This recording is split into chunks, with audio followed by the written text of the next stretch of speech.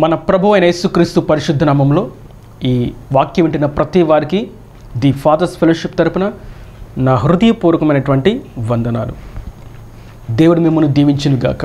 న్యాయాధిపతుల గ్రంథం 13వ అధ్యాయము 24వ వచనం చివరి మాట. ఆ బాలుడు ఎదిగినప్పుడు యెహోవా అతనిని ఆశీర్వదించెను.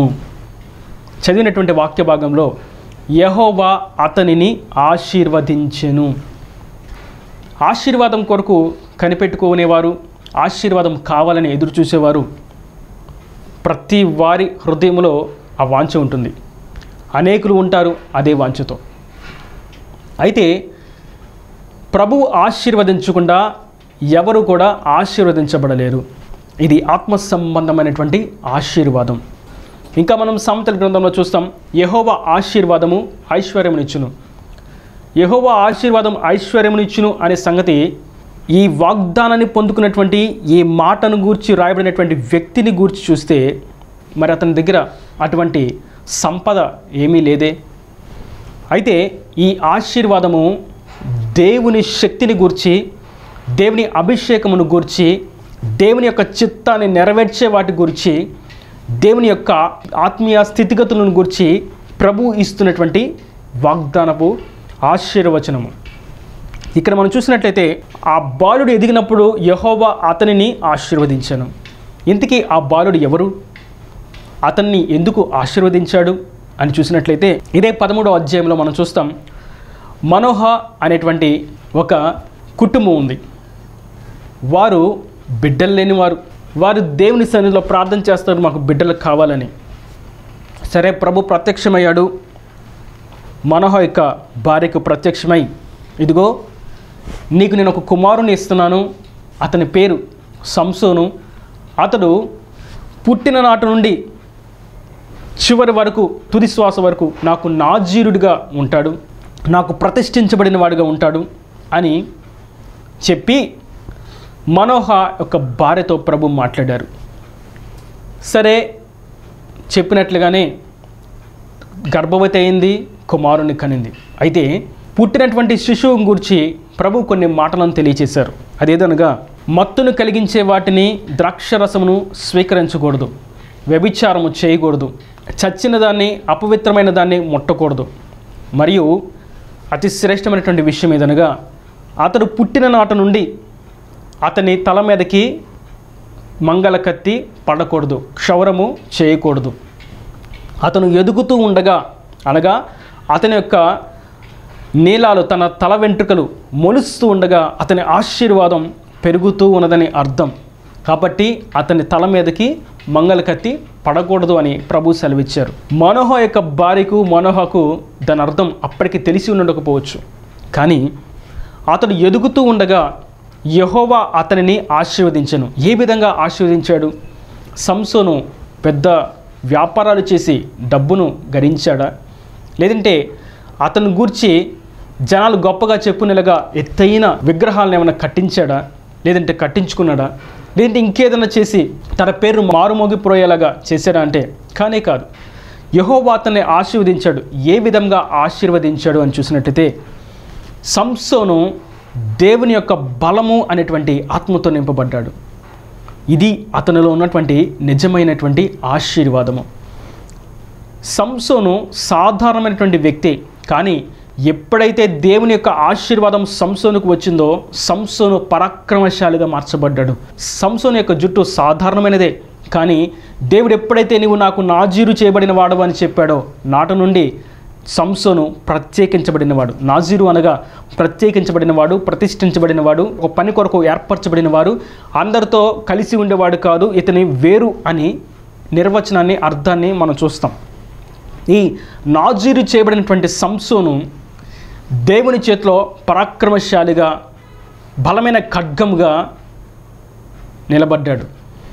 ఎందుకు దేవుడు సంసోనుకి బలము అనేటువంటి వరమును ఇచ్చాడు అని చూసినట్టయితే, ఇజ్రాయేలీలు ఫిలిస్తీన్ల చేతిలో మాటిమాటికి దాసులుగా, బానిసలుగా మార్చబడుతున్నారు, మాటిమాటికి శత్రువులు వచ్చి వారిని ఓడిస్తున్నారు అని ప్రభు చూసి వారందరి రక్షణ కొరకు, వారందరి క్షేమం కొరకు ఒక వ్యక్తిని నేను నిర్ణయిస్తున్నాను, అతని పేరు సంసోను, అతనికి నేను ఆత్మ బలం అనేటువంటి వరమును ఇచ్చాను, నా ఆత్మతో నేను అతన్ని నింపాను, అతన్ని నేను ప్రత్యేకించాను, అతన్ని నేను ఆశీర్వదిస్తున్నాను అని సంసోను దేవుడు ఆశీర్వదించాడు. అతడు ఎదుగుతూ ఉండగా, బాలుడిగా ఉన్నప్పుడు మాత్రమే కాదు, అతడు ఎదుగుతూ ఉండగా అతని యొక్క ఆశీర్వాదం పెరుగుతూ ఉన్నది. సంసోను బాలుడిగా ఉన్నప్పుడు కొంచెం బలమే, కానీ సంసోను ఎదుగుతూ ఉన్నప్పుడు అతని బలం కూడా తనతో పాటు పెరుగుతూ ఉంది, అతని ఆశీర్వాదం కూడా పెరుగుతూ ఉంది. ఈ వాక్యం ఉంటున్నటువంటి నా ప్రియ సహోదరులారా, దేవుని యొద్దకు వచ్చిన తర్వాత బాప్తిసం తీసుకున్నాం, రక్షణ పొందుకున్నాం అని అక్కడ నిలిచిపోవటం మటుకు కాదు, కానీ దేవుని ఆత్మశక్తిలో మనం దినదినము ఎదుగుతూ ఉండాలి. బాలుడిగా మనం నిలిచి ఉండకూడదు. అందుకే కొరింథీయులకు రాసినటువంటి పత్రికలో పౌలు కూడా అంటాడు, మీకు బలమైన ఆహారాన్ని నేను పెట్టలేకపోతున్నాను, కారణం మీరు ఇంకా పసివారిగానే ఉన్నారు, పాలు తాగే బిడ్డలుగానే మీరు ఉన్నారు. మీరు ఎదగాలి, మీరు ఆత్మీయంగా ఎదగాలి. కొందరు చూస్తూ ఉంటే ఎంతో అనుభవం ఉండిద్ది, ఎంతో జ్ఞానం ఉండిద్ది, కానీ పరిశుద్ధతను గూర్చినటువంటి కనీస జ్ఞానం వారికి ఉండదు. ప్రతిష్టతను గూర్చి కనీస అవగాహన ఉండదు. ఆత్మ ఆరాధన గురించి, ఆత్మతో నింపుదల గురించి, ఆత్మ నడిపింపును గురించి ఏమాత్రం వారికి ఆలోచన ధ్యాస ఉండనే ఉండదు. కారణం వారు పసిబిడ్డలు. మరికొందరు చూస్తూ ఉంటే వారి వయసు చిన్నదే, కానీ వారి యొక్క ఆధ్యాత్మిక విలువలు చాలా ఉన్నతంగా ఉంటాయి. వారి ప్రార్థన శైలి, వారి యొక్క ప్రతిష్టత, వారి ఉపవాసం, వారి వాక్య ధ్యానం, వారి మాట తీరు, వారి చూపులు, వారి తలంపులు, వారి వస్త్రధారణ సమస్తం కూడా ఎంతో ఉన్నతమైనటువంటి ఆధ్యాత్మిక విలువలను కనపరిచే విధంగా ఉంటాయి. కారణం వారు ఎదుగుతూ ఉన్నారు, ఆత్మీయతలో ఎదుగుతూ దేవుని చేత ఆశీర్వదించబడిన వారుగా వారు ఉన్నారు. అయితే నేడు మనం బాలులుగా మనం నిలిచి ఉండిపోకూడదు, పసివారుగా నిలిచి ఉండకూడదు. మనం ఎదుగుతూ దేవుని చేత ఆశీర్వాదించబడుతూ ఆశీర్వాదంలో ఎదుగుతూ ఉండాలి. దేవుడిచ్చినటువంటి ఆత్మ వరాల్లో మనం ఎదుగుతూ ఉండాలి.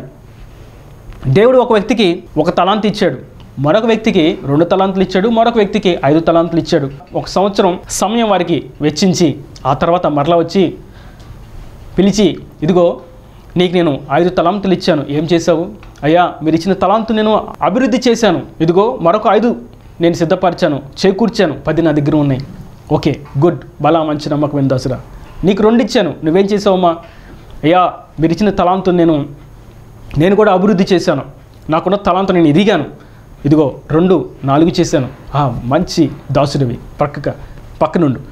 ఇదిగో నా కుమారుడా నీకు 1 తలాంతుని ఇచ్చాను, నువ్వేం చేసావు అని అడిగితే అతడు అంటాడు, ఇదిగో ఖచ్చితంగా నువ్వు వస్తావని సంగతి తెలుసు, దీనికి వడ్డీ కూడా అడుగుతావని సంగతి తెలుసు, నువ్వు ప్రతిదీ లెక్కేస్తావని తెలుసు, నువ్వు ఉత్తిగా ఇచ్చి మౌనంగా ఉండవని సంగతి తెలుసు, నువ్వు క్రూరుడివి, నువ్వు ఇచ్చిన దాన్ని ఖచ్చితంగా లాక్కుంటావన్న సంగతి నాకు తెలుసు. అందుకే ఆ 1 తలాంతు తీసుకెళ్ళి చెట్టు కింద దాశాను, మట్టిలో పెట్టాను, తీసుకొస్తాను ఆగు అని తీసుకొచ్చి 1 తలాంతు, ఇదిగో మీ తలాంతు నీకే ఇచ్చేస్తున్నాను, నీకు ఎటువంటి ఇక నిబంధన ఏమీ లేదు, నాకు ఇక ఎటువంటి గొడవ లేదు అని ఆయనకు అప్పగించాడు.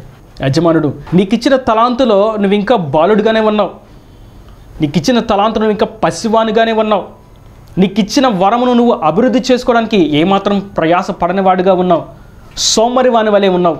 ఇదిగో నీ కాళ్ళు చేతులు కట్టవేయబడి అగ్నిగంధకంలో చీకటి గదిలో వేయబడుతున్నావని అతన్ని నరకమునకు అప్పగించాడు ప్రభు. మనం దేవుని చేత ప్రత్యేకించబడిన వారముగా, రక్షణ పొందుకున్న వారముగా, నాజీరు చేయబడినటువంటి బాప్తిస్మము అనేటువంటి ఆ ఉన్నతమైనటువంటి శిఖరంను మనం ఎక్కి ఉండగా, పరిశుద్ధాత్మను మనం పొందుకుని ఆత్మవరాలతో నింపబడి ఉండగా, అలంకరింపబడి ఉండగా మనం అక్కడితో నిలిచి ఉండిపోకూడదు. కానీ ఆ ఆత్మవరమును మనం అభివృద్ధి చేసుకుంటూ, మనం ఆ ఆత్మవరములో ఎదుగుతూ ఉండాలి. దేవుని చేత మనం ఆశీర్వదించబడుతూ దినదినము వృద్ధి నొందుతూ ఉండాలని ప్రభు కోరుకుంటూ ఉన్నారు. సంసోను తనకిచ్చినటువంటి బలము అనేటువంటి వరాన్ని వృద్ధి చేసుకుంటూ వచ్చాడు. తాను ఎదుగుతూ ఉన్నాడు. తాను చేయకూడనటువంటి పనులను చేయకుండా చేయవలసినటువంటి కర్తవ్యం జాగ్రత్తగా చేస్తూ ఉన్నాడు. సంసోను దేవుని కొరకు బలమైన సాధనంగా ఉన్నాడు. ఒకసారి 1000 మంది తనని ఓడించడానికి సైన్యం సిద్ధపడి వస్తే వారందరినీ ఒక పచ్చి గాడిద దవడ ఎముకతో 1000 మందిని హతం చేసి విజయాన్ని చవి చూశాడు.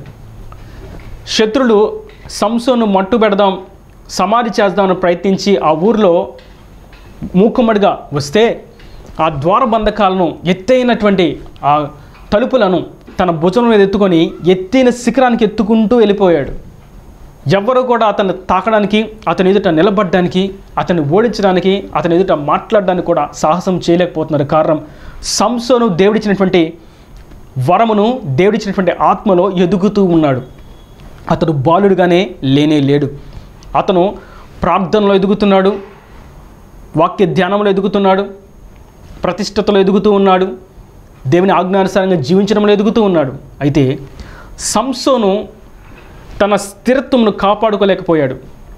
అదే ఆధ్యాత్మిక స్థితిలో పయనము చేయలేకపోయాడు. తన చూపులకు నచ్చినటువంటి పని చేయడానికి అడుగు వేశాడు. వ్యభిచారము చేయడానికి, పాపమునకు ఒక్క అడుగు వేద్దామని అడుగు వేశాడు. ఆ చీకటి మార్గంలో అతని అడుగు కూరుకుపోయింది. ఆ ఉరులు అతన్ని బంధించి వేసినాయి. మరలా తిరిగి రాకుండా కట్టిపడవేసినాయి. బంధకాల్లో పట్టబడిన వాడిగా సంసోను ఉన్నాడు. ఆ వ్యభిచార స్త్రీ పేరు దలీలా. దలీలాతో శత్రులందరూ వచ్చి అంటారు, ఇదిగో నీ యొద్ద సంసోను ఉన్నాడన్న సంగతి మాకు తెలుసు. సంసోన్ని మేము ఏం చేసినా ఓడించలేకపోతున్నాం. నువ్వు సంసోను యొక్క బలం ఎక్కడుందో కనుక్కో. అలాగే మరి కనుక్కుంటే నాకేమిస్తారు? నేను మీకు విస్తారమైనటువంటి ధనమును, బంగారమును అన్నీ ఇస్తాను అన్నారు వారు. ఫిలిస్తీన్లు బాగా దలీలాతో ఒక నిబంధన చేసుకొని వారు దలీలాకు ఒక ఆలోచన ఇచ్చారు. దలీలా ప్రతిరోజు సంసోన్తో నీ బలం ఎక్కడుంది, నీ బలం ఎక్కడుందని ప్రతిరోజు అడుగుతుంది. ఒకసారి నా అంగీలో ఉందంటాడు, ఒకసారి నా నడికట్లో ఉందంటాడు, ఒకసారి నా చెప్పులో ఉందంటాడు, ఒకసారి అక్కడ ఉందని ఇక్కడ ఉందని చెప్పి దలీలాతో ప్రతిరోజు ఏదో ఒకటి చెప్తూ ఉన్నాడు. కానీ పాపం దలీలా ఏమనుకుంటుంది, నడికట్లో ఉందా అని చెప్పి నడికట్టును తీసి పక్కన పడేసి ఫిలిస్తీన్కి ఫోన్ చేసి, ఫిలిస్తీన్లారా సంసోను బలవంతం పోయింది, మీరు వచ్చి సంసోను ఎత్తుకుపోండి అని అన్నారు. సంసోను పట్టుకునే శత్రువులు వచ్చి, అరే సంసోను బయటికి రాని బలవంతం పోయింది అని అన్నారు. సంసోను తన జడను విరిచి తల తిప్పి తలుపు తీసి వారందరినీ ఓడించి పడేశాడు. వారు భయపడి పారిపోయారు. అప్పుడు దలీలా అంటది, నువ్వు నాతో అబద్ధం ఆడేవంది. సరే రెండోసారి మరలా అలాగే చెప్పాడు. రెండోసారి కూడా దలీలా మరలా ఎక్కడైతే బలం ఉందో అని చెప్పాడో దాన్ని తీసి పడేసింది. మరలా శత్రువులు వచ్చారు. మరలా సంసోను వారిని ఓడించి వారిని తరిమివేశాడు. దలీలా మరలా నువ్వు అబద్ధం ఆడేవనింది. ఇలా రోజు జరుగుతూ ఉంది. ఒకరోజు బాగా సంసోను ఇసికించింది. అతడు ప్రాణమునందు విసిగిపోయి ఇక తన బలం ఎక్కడుందో చెప్పేశాడు. ఇదిగో నా యొక్క తల వెంట్రుకల్లో నా బలం ఉంది, నా తల వెంట్రుకలను తీసేస్తే నేను అందరి వలె సామాన్యమైనటువంటి వ్యక్తిగా మారిపోతాను అని దలీలాకు చెప్పాడు. ఇక చివరిగా సంసోను నిద్రించగానే దలీలా అతని యొక్క జుట్టు మొత్తం కత్తిరించింది. శత్రువులను పిలిచింది. వారు వచ్చారు. వారు వచ్చి సంసోన్ని బలమంతా పోయింది, ఇక నేను పట్టుకోవడానికి వచ్చామని వారు అంటే, ఎప్పటిలాగానే వీళ్ళు రోజు వస్తారు, ఇలా నన్ను ఇలాగే అంటారులేని తలుపు తీసి బయటికి వెళ్ళి తన జడ ఉందేమో అనుకొని తలను తిప్పితే తన దగ్గర బలం లేదు. ఇక్కడ మనం చూస్తాం చాలా ఆశ్చర్యకరమైనటువంటి విషయం. న్యాయాధిపతుల గ్రంథం 16వ అధ్యాయము 20వ వచనం. ఆమె సంసోను ఫిలిస్తీన్లు నీ మీద పడుచున్నారనగా అతడు నిద్ర మేలుకొని ఎప్పటి అట్లు నేను బయలుదేరి విడజిమ్ముకొందునని అనుకున్నాను. అయితే యెహోవా తనను ఎడబాసిన సంగతి అతనికి తెలియలేదు. కారణం అతడు చేసినటువంటి చిన్న తప్పుడు అడుగు. దేవుని ఆత్మలో ఎదుగుతూ ఉండాలి, మంచిదే. కానీ ఎదుగుతూ ఉన్నప్పుడు సొంత ఆలోచనలు చేయకూడదు. దేవుని చిత్తం ఏదో అడిగి చేయాలి. నాకు వరం ఉంది కదా, నాకు ఇష్టానుసారంగా నేను ప్రవర్తిస్తానని అడుగు వేస్తే ఖచ్చితంగా బందీగృహంలో చిక్కుబడవలసి వస్తుంది. ఖచ్చితంగా బలమును కోల్పోవలసి వస్తుంది. తలాంతు ఎందుకు పనికిరానిదిగా మార్చబడవలసి వస్తుంది. వాక్యం సెలవిస్తుంది, సంసోను బాలుడుగా లేడు, ఎదుగుతూ ఉన్నాడు, నేను అతను ఆశీర్వదించాను. అతడు ఆశీర్వదించబడిన తర్వాత తన సొంత ఆలోచనలు చేయడం ప్రారంభించాడు. ప్రభువా, ఈ వివాహం నేను చేసుకోవచ్చా, ఈ స్త్రీ నేను కలవచ్చా, ఈ వ్యాపారాన్ని నేను ప్రారంభించవచ్చా, ఈ ఉద్యోగాన్ని నేను చేయొచ్చా, పలానా ప్రాంతాన్ని నేను అడుగు పెట్టొచ్చా, నేను ఇటువంటి చదువును చదవచ్చా, నేను ఈ స్థాయిలో ఇక్కడ నేను కూర్చోవచ్చా, ఇటువంటి స్నేహితులు నాకు కలిగి ఉండొచ్చా, నేను ఈ పదార్థంను స్వీకరించవచ్చా, ఇది నేను తాగొచ్చా అని దేవుని యొద్ద విచారణ చేయడం ప్రక్కన పెట్టి వేశాడు. తన సొంత ఆలోచనలు. ఇప్పుడు ఎదిగాడు, యవనస్తుడయ్యాడు. అప్పటి వరకు కుదురుగా తల్లిదండ్రుల మాట వినేవాడు. ఇప్పుడు తల్లిదండ్రుల మాట వినట్లా. కారణం, ఎదిగాడు, కాలేజీకి వచ్చాడు, టీనేజ్కి వచ్చిన తర్వాత తల్లిదండ్రులను ఎదిరిస్తూ ఉన్నాడు. ప్రభు అంటున్నారు, ఇప్పటి వరకు భక్తిలో ఎదిగావు, బాగుంది, నేను నిన్ను ఆశీర్వదించాను, నీ తల్లిదండ్రుల ప్రార్థన, నేను నీకు ఇచ్చినటువంటి కృప, నువ్వు ఎదుగుతూ ఉన్నావు, నేను ఆశీర్వదిస్తూ వచ్చాను. అయితే ఇప్పుడు నువ్వు ఎదిగిన వాడుగా ఉండి నా మీదకి నీ తల ఎత్తుతూ గర్వంగా నువ్వు ప్రవర్తిస్తూ నేను చెప్పిన ఆజ్ఞలను ప్రక్కన పెట్టి ఆత్మను విడిచిపెట్టి వరమును గురించి ఆలోచన లేకుండా నీ సొంత జ్ఞానంతో సొంత ఆలోచనతో నేను ఇచ్చిన వరాన్ని దుర్వినియోగం చేస్తూ ఉన్నావు కనుక నీ బలము నీ యొద్ద నుండి నేను తీసివేస్తున్నాను. మనము శిష్యులుగా ఉండకూడదు, ఎదగాలి, ఆత్మలో ఎదగాలి. మన వరమును మనం ఎప్పటికప్పుడు వృద్ధి చేసుకుంటూ ఉండాలి. అదే సమయంలో మనము దేవుని చిత్తమును ఎరుగుతూ ఉండాలి. కొంతమంది నేను చూస్తూ ఉంటా, వారు దేవునిచ్చినటువంటి తలాంతుని వరమును వినియోగిస్తారు కొంత మటుకు.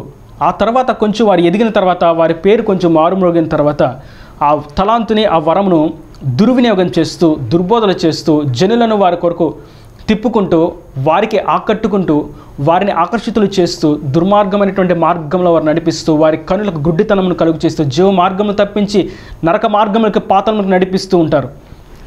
వారి చివరి దశ ఎలా ఉంటుందంటే చీకటి బంధకాల్లో, చీకటి గదుల్లో కట్టబడి వేయబడతారు. సంసోను పరిస్థితి అదే. ఆత్మలో ఎదగాలి, దేవుని చిత్తానుసారముగా. మనం దేవుని ఆత్మను పొందుకున్న తర్వాత, దేవుని తలాంతులతో మనం నింపబడిన తర్వాత మనం ఎలా ఎదుగుతున్నాం, దేవుని చిత్తమే జరుగుతుందా, ఈ తలాంతును బట్టి, ఈ వరమును బట్టి దేవునికి మహిమ వస్తుందా లేదా అన్న సంగతి మనం ఎప్పటికప్పుడు జాగ్రత్తగా జాగరూకులమై ఉండకపోతే సంసోను స్థితి చివరికి. సంసోను అక్కడ చూస్తాం, బందీగృహంలో తిరగలి విసిరువాడిగా మారిపోయాడు. ఒకప్పుడు 1000 మందిని హతమార్చినటువంటి సంసోను, ద్వారబంధకాలు, ఎత్తైన శిఖరాలు ఎత్తి నడుచుకుంటూ ఎక్కిపోయినటువంటి సంసోను, 300 నక్కలకు తాళ్ళు కట్టి వాటికి దీపాలను పెట్టి శత్రు దేశ పొలంలోకి వెదిలినటువంటి సంసోను, అంత జ్ఞాని, మంచి మంచి సామెతలను, మంచి చమత్కారమైనటువంటి పొడుపు కథలను వేయగలిగినటువంటి జ్ఞానయుక్తుడు, ఇంత గొప్ప ఆధ్యాత్మిక విలువ కలిగినటువంటి, బలము కలిగినటువంటి, ఆత్మవరంతో అలంకరించబడినటువంటి సంసోను ఇప్పుడు బందీగృహంలో తిరగలి విసిరువాడిగా మారిపోయాడు. అతని హస్తం, పరాక్రమ కార్యాలు చేసే హస్తం ఇప్పుడు తిరగలి విసిరుడిగా, పప్పు రుబ్బేదిగా మారిపోయింది.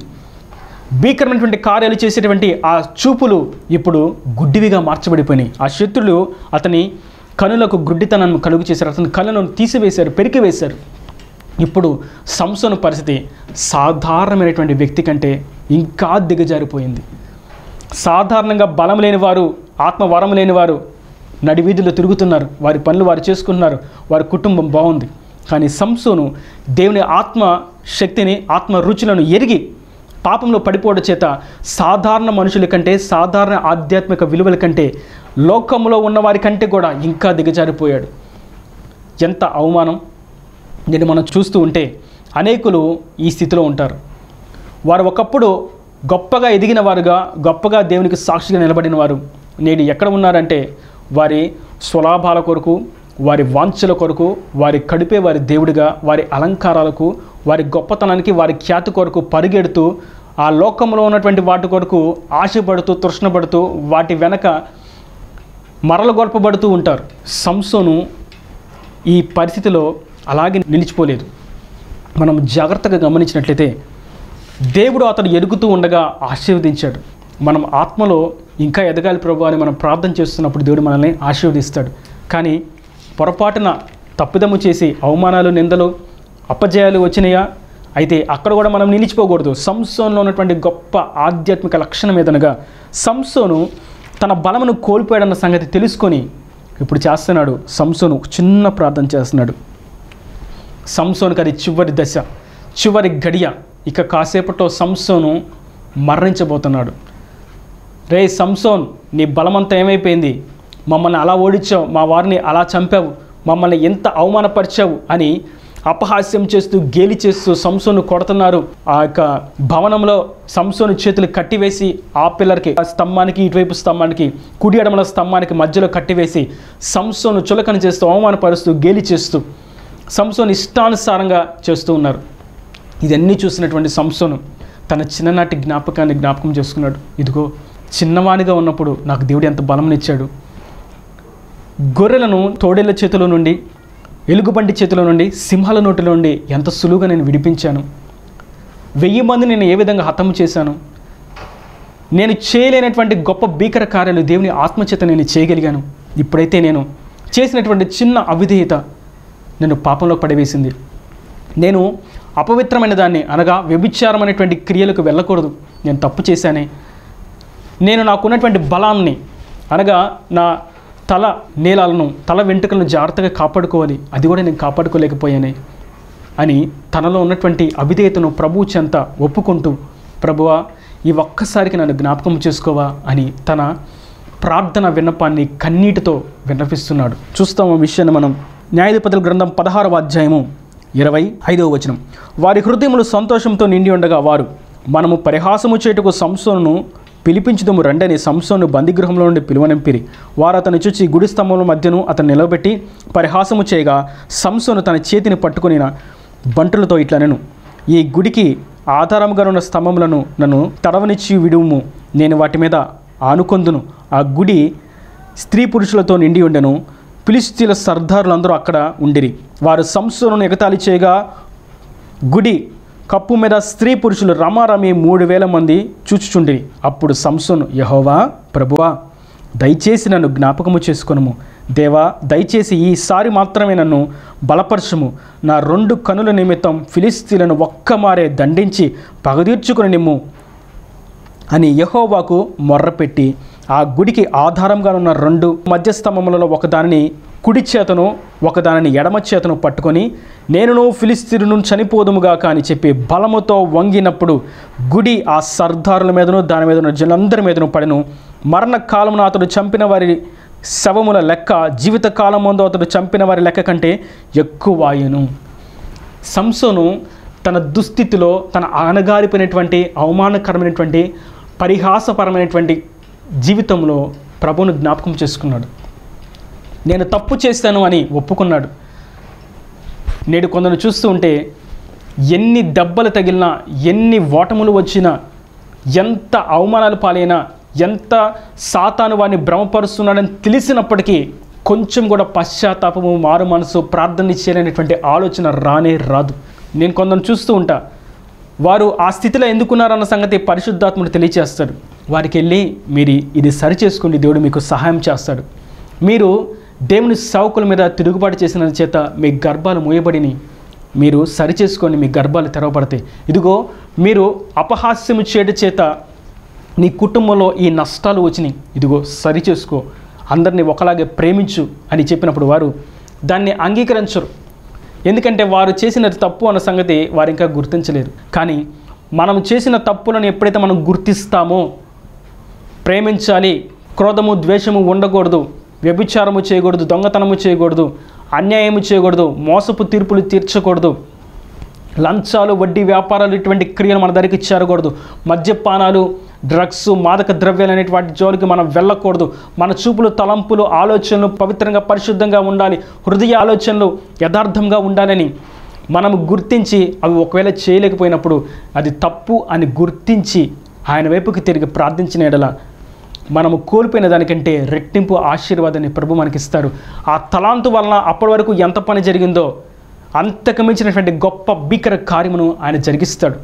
నిందలో అవమానాలు వస్తాయి. దేవుని యొక్క చిత్తానుసారంగా ఆత్మ వరంతో అలంకరించబడి ఆత్మ నడిపింపులో నడుస్తున్నప్పుడు అనేకమైనటువంటి అవమానాలు, నిందలు వస్తాయి. అయినప్పటికీ మనము దేవుని చిత్తానుసారంగా ఏమాత్రం తప్పుడు మార్గంలోకి వెళ్ళక, గర్వానికి, అహంకారానికి, మన ఖ్యాతి కొరకు దేవుని యొక్క తలాంతులను దుర్వినియోగం చేయక, దేవుని చిత్తానుసారంగా మనం అడుగు వేసినప్పుడు మనం కోల్పోయిన వాటికంటే, మనకి అప్పటి వరకు వచ్చినటువంటి ఖ్యాతి కంటే రెట్టింపు ఆశీర్వాదాన్ని, రెట్టింపు భీకర కార్యాన్ని దేవుడు మన ద్వారా జరిగిస్తాడు.